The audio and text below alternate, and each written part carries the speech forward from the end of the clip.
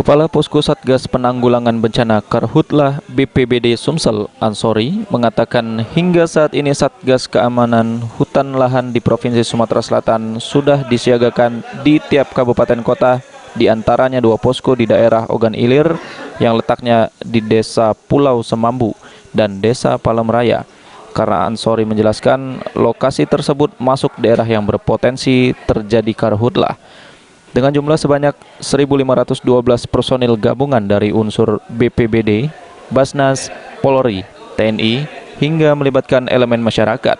Menurut informasi dari BPBD Sumatera Selatan, dalam hal ini disampaikan Ansori bahwa selama 4 bulan ke depan personil pengamanan hutan dan lahan akan disiagakan sesuai dengan masa penugasan yang ditetapkan.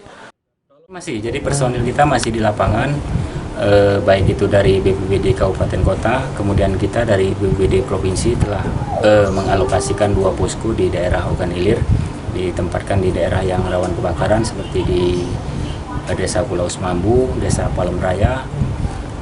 Kemudian tambahan juga dari personil gabungan TNI, Polri, Brimob, dan masyarakat sebanyak 1.512 personil saat ini masih berada di lokasi dengan penugasan atau masa penugasan selama 4 bulan. Jadi 4 bulan ke depan mereka akan masih tetap berada di lapangan. Berarti selalu di standby selama 4 bulan berarti? Ya, tetap standby di lapangan selama 4 bulan sesuai dengan penugasan mereka.